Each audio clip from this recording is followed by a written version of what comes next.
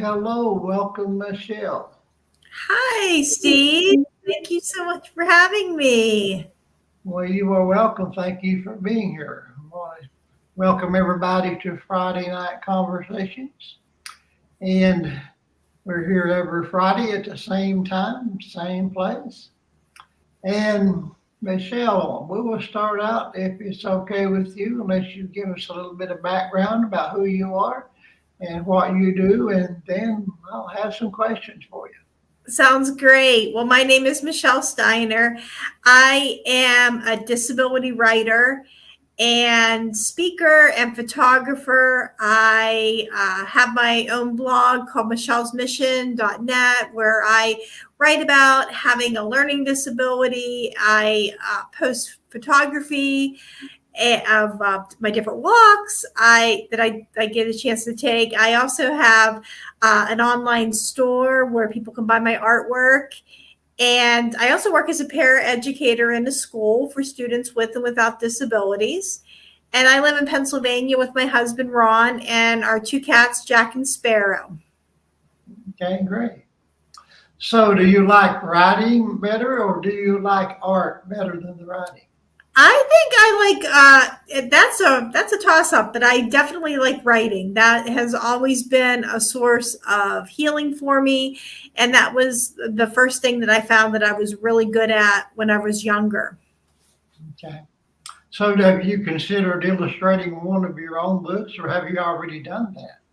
I would definitely be up for photography. I'm not much of a artist on drawing things unless I can do flowers, but I would consider doing definitely photography of nature with flowers and butterflies for books. That would be awesome.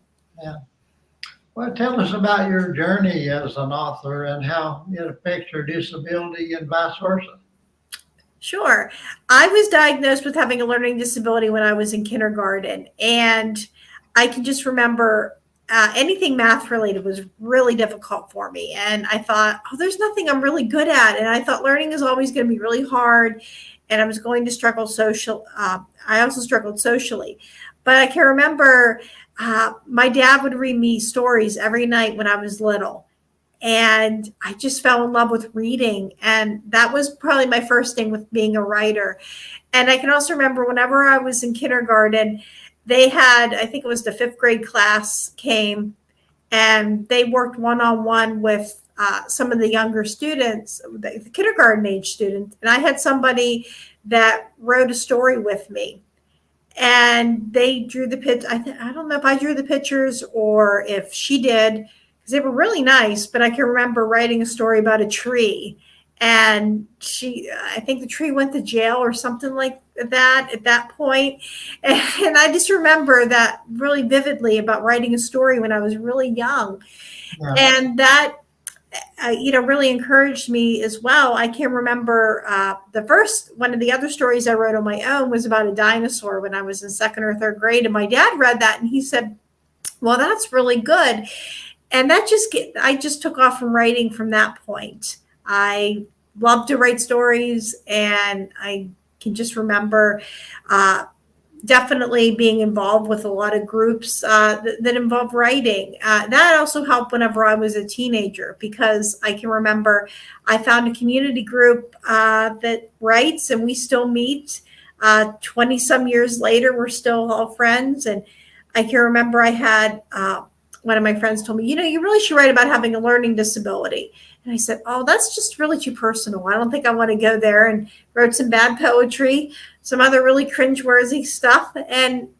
But when I finally took her advice years later, and I wrote that first article on my struggle with opening up a lock with limited hand dexterity, it was just one of the most healing things that I've ever done. Yeah. Now, you mentioned you have trouble with math. Well, I have trouble with math, and so do a lot of others. Is yours different from just anybody that don't really do math well? Well, yes, there is a difference between that too. I know a lot of people who have never been formally diagnosed with having a math learning disability that think, hey, maybe I have that. And I certainly can't speak for everybody, but I do know with mine, very start that it was going to be a challenge. I mean, even the basic things such as counting was really hard. But it goes beyond just being bad at with a page of math problems. I can't read the face of a clock. I know there's numbers. I know there's handles. I know there's little lines, but it just doesn't make a lot of sense to me.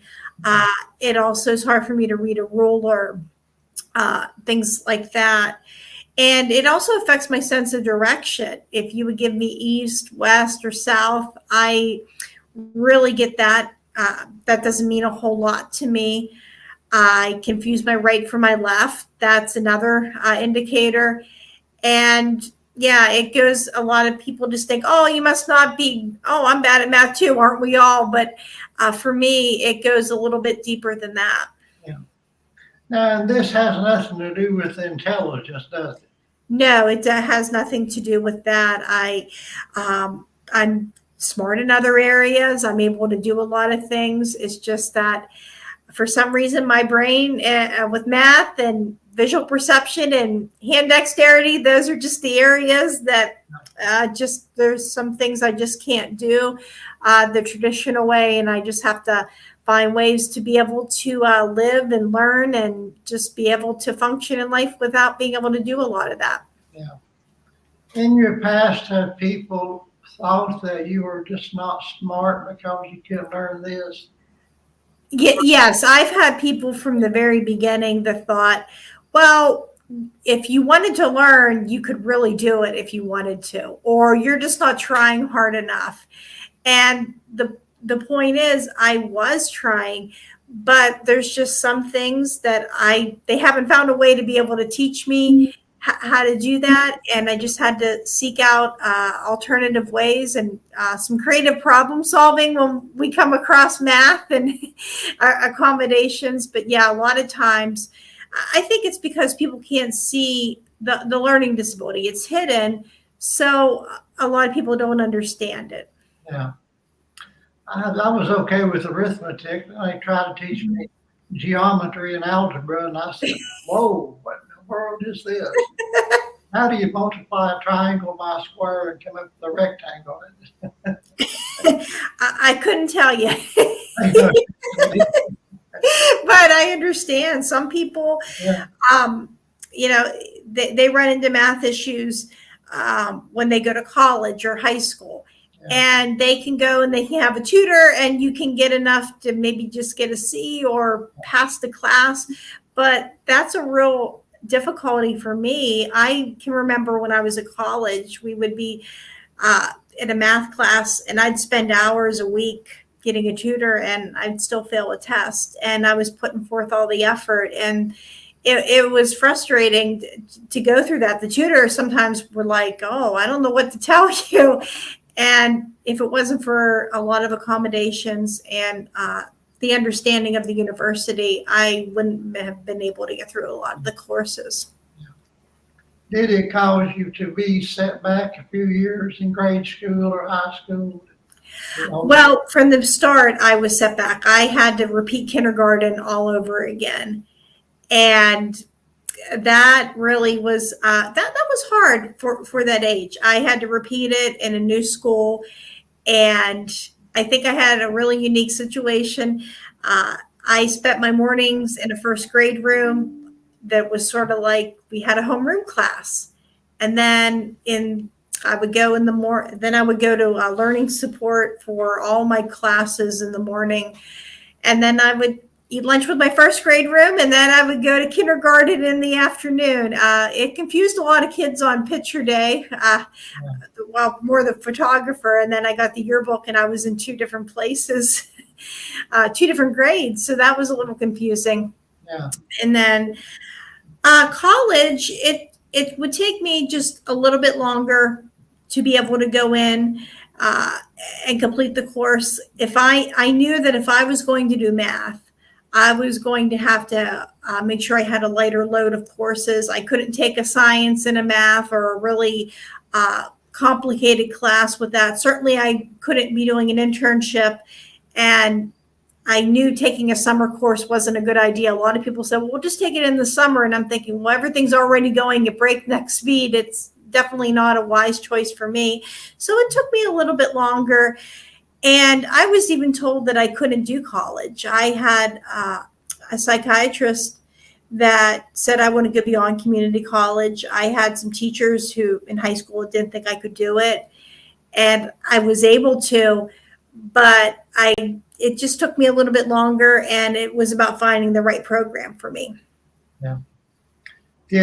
Has it affected you socially a lot?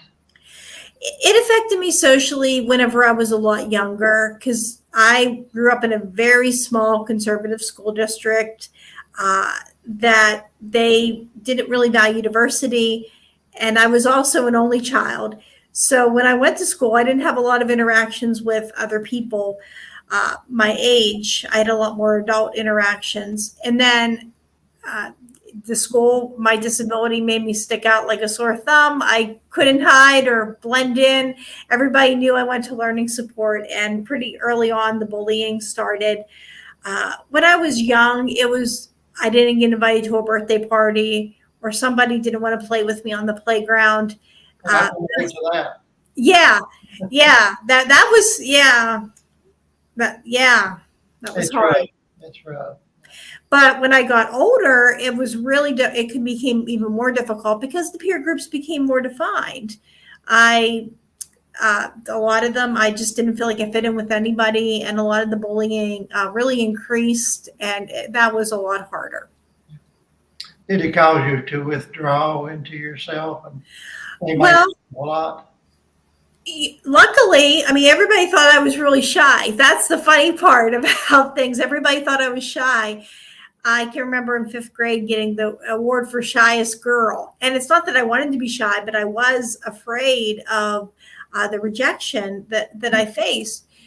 But what really helped me was I started to look for resources outside of school. I found a community art program for teenagers that was in a neighboring school district.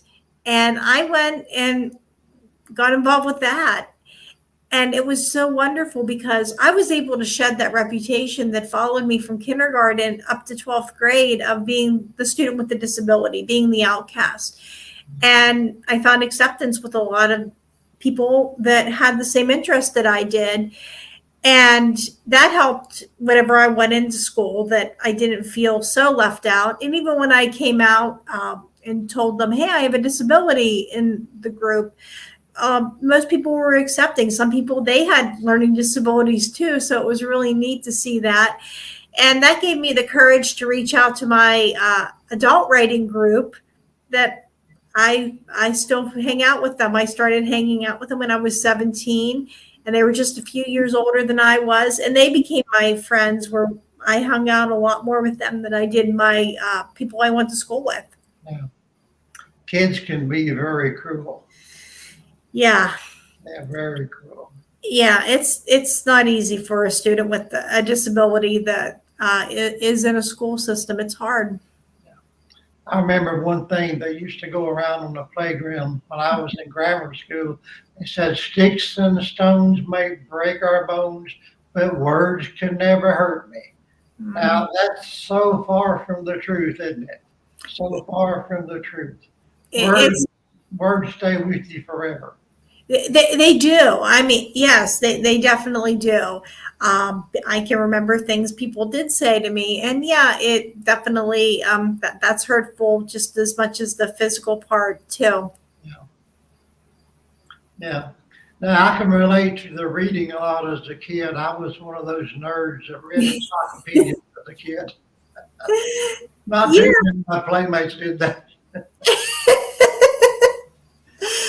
Yeah, because a lot of times a book was my friend. Yeah. And you just were able to engage with that. And yeah. I've learned a lot more from just reading on my own than I ever did in school or college or anything, you know. Yeah.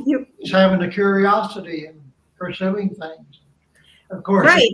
the internet has helped that drastically, you know. Oh, definitely. I agree 100%. And I think when you read things that you're interested in, you're more that's definitely something that You know, you're going to learn because you like it. And yep, it's easier when you like it, isn't it? definitely. Yeah. I don't think I've ever found a reason that I miss algebra or geometry. You know, I've never in my life had an experience that was, gee, I wish I knew geometry and algebra. Same here.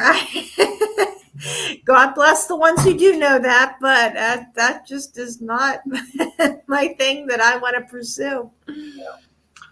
I'm a writer also, and I have found that the most Awesome. valuable thing that I think I learned in school was learning to read, write, and type. You know, that's Uh-huh. really great skills, just learning to type. And it was so much more difficult doing it on a typewriter than what we do it now on computers. So, Oh, I agree 100%. When my handwriting is affected because of my learning disability.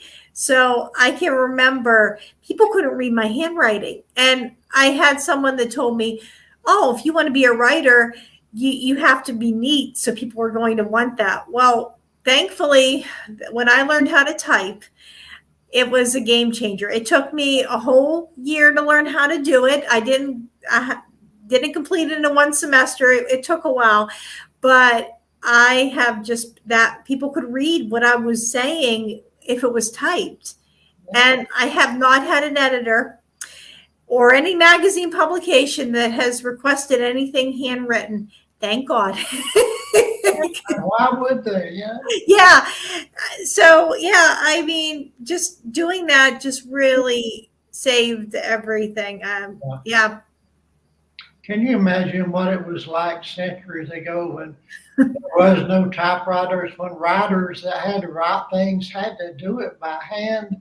And if they made copies, they had to redo it by hand, by candlelight. I mean, no, No, that's thank tough. you. I don't know how anything got done. No, I definitely would not like that at all. And That would a be the lot of worst. people had no education, so they couldn't spell, you know, they couldn't read anyway. So, Right. Yeah, didn't make much of a difference. yeah, different world, huh? Yeah. So, has your disability affected your perspective on life in general, you think? Do you see the I world differently than other people, perhaps? It has affected a lot of sometimes my perspective on a life. I used to wonder what good could ever come out of having one. I can remember thinking, oh, if I could just get rid of this disability, my life would be perfect and I could do whatever I wanted. And but what I've found is having my disability has turned out to be a blessing not only to myself but to other people. And I think it helps me to be able to do my job as a paraeducator. Sometimes I'll get a student that'll come in and they're really struggling with accepting their disability or just how to advocate for themselves. And I get that opportunity to go and say to them, it's okay to have a disability. I understand where you're coming from. All the kids, I'll be doing this disclaimer when school starts on Tuesday that I cannot help them with math, but I can help them with reading. Yeah. And I think that's helpful for students to see that adults, staff members, teachers, we all have things that we're not good at and that we struggle with, but we have things that we can do. And I think it's having that empathy for understanding where my students are coming from helps. I think it also is helpful. There's been some unexpected things that have come up that I wouldn't be able to have if I didn't have a disability. And one of them is uh, being able to take pictures of flowers and bringing out details that other people miss.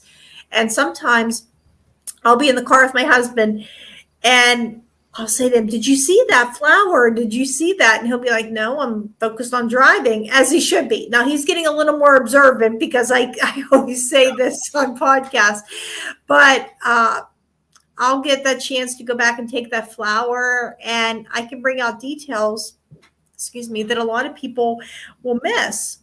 And if I didn't have the disability, I don't know if I would have that gift and or that opportunity to just look at life from a different perspective. Maybe sometimes it's more of an observation or more of a passive rather than just being able to go out there and be in the drive.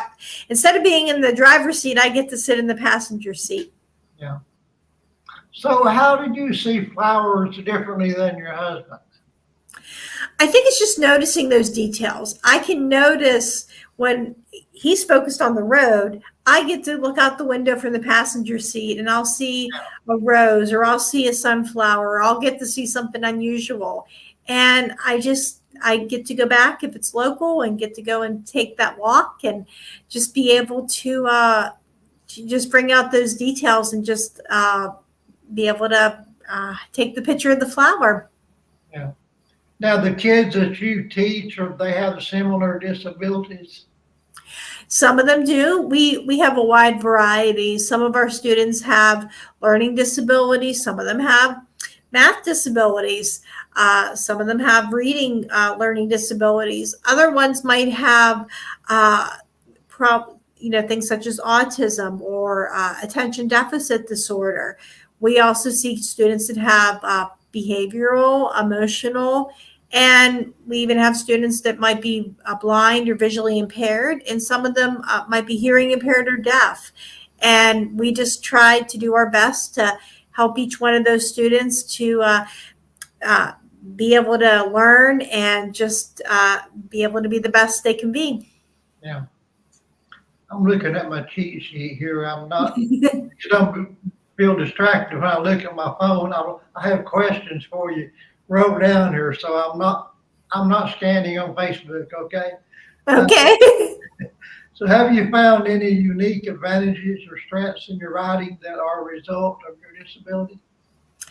I think some of the unique strengths with having the disability is being able to write in a way that is clear to other people that have them. A lot of times people will tell me, I thought I was the only one that struggled with that. Yeah. And other people that they'll read that and they know that they're not alone.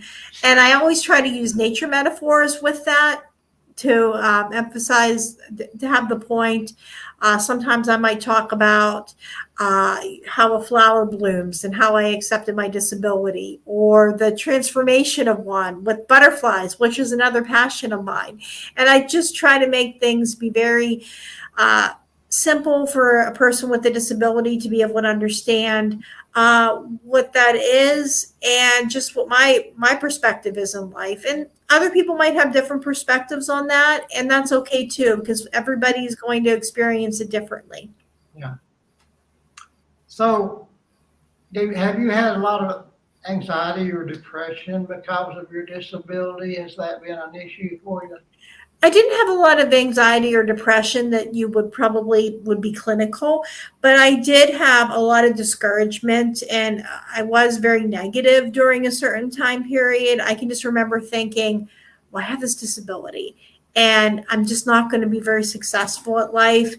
I worried a lot about what other people thought about me, especially with the stigma that surrounded it when I was in college about using accommodations, that they were cheating or giving an unfair advantage. And I just thought, well, am I cheating if I use them? And so I didn't use them for a while. And the same people that told me that I shouldn't be using them were telling me, well, you could do better.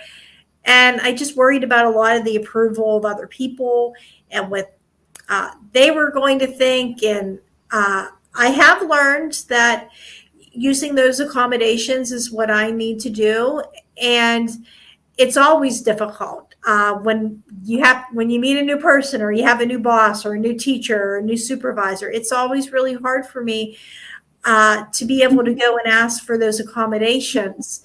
I don't think it gets any easier, but every single time I do it, I get better at it, and I feel more empowered when I go and I'm able to tell people and share my story. And yes, I open myself up for rejection, but I just think that, but I've found a lot of acceptance with that, and a lot of people that do understand it.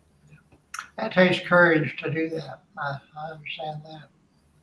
Yeah, I've struggled with Mm-hmm. depression and anxiety all my life, and I know it can be very, very difficult. And sometimes I feel like I got a social disability, whatever you call it. I don't know if there's a name for that or not. I have a hard time with small talk. I mean, I can have a meaningful conversation.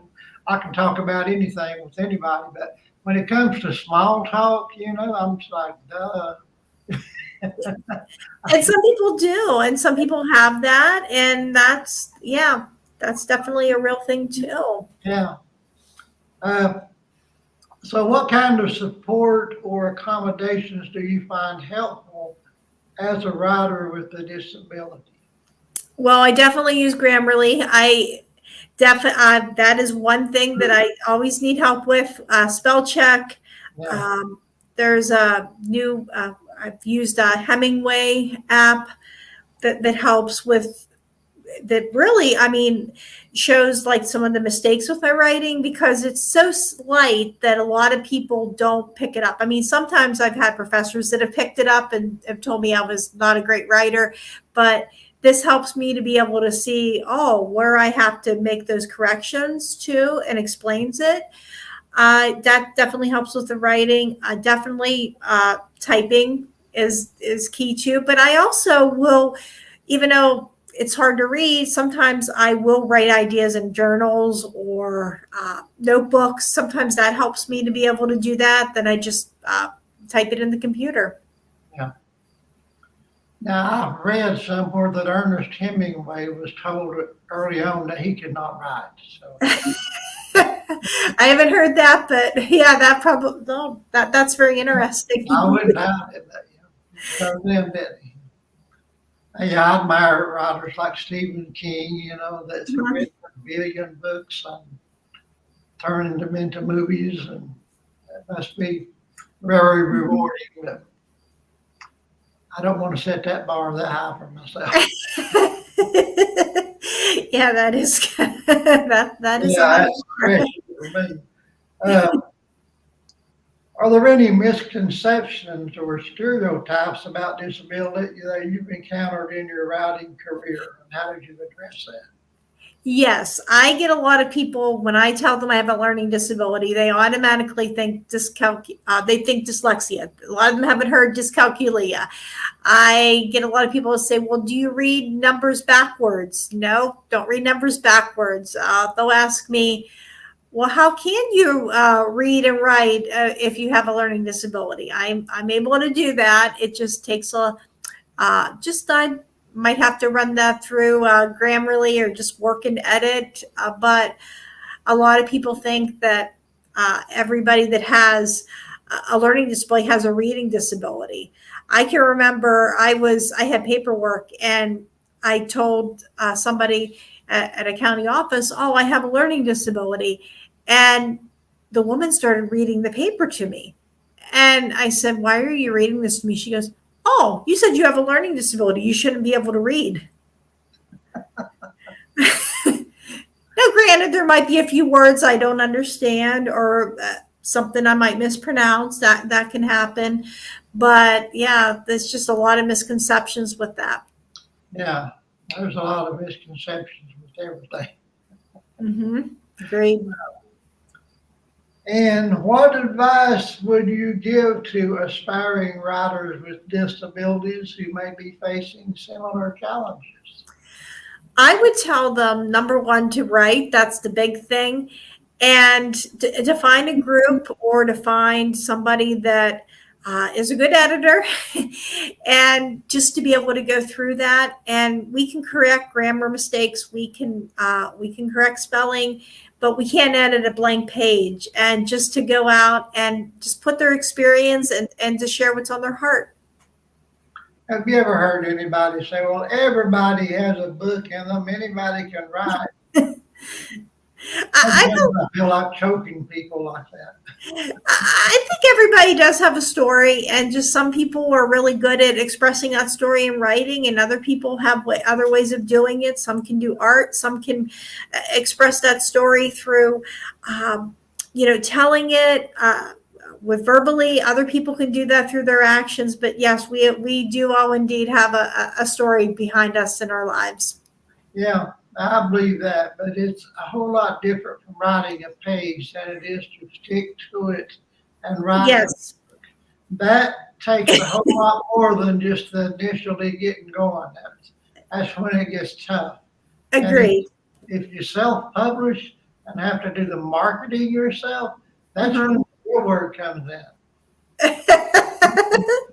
True. Yeah, yeah, I admire you for your courage and what you accomplished, Michelle, seriously. Oh, thank you so much. I know that it has been difficult for you, and I'm just glad to see you doing so well. And I'm glad to see that you're willing to share your story to help other people. And, sometimes we can help people in ways that we never thought of just by sharing about our weaknesses and our disabilities, and our Hmm. problems. And Exactly. thank you. Do you have, I'm out of questions. Do you have anything else that you would like to say that I haven't gave you an opportunity to say? I would just like to encourage people that have disabilities to just know what they want and be able to find a way to do that. And yeah, just to encourage them to be the best they can be. Okay. Well, thank you, Michelle. I appreciate you very much. Oh, thank you so much, Steve. It's been a pleasure. You're welcome. And I'll send you a link to this just in a few minutes, and you can share it if you like it. It'll stay on YouTube, and Sure, I would love to. Thank you. feel free to share all you want. I Well, will. thank you again very much. I appreciate it, and you have a wonderful evening and a wonderful weekend. You too. Bye bye. Bye bye.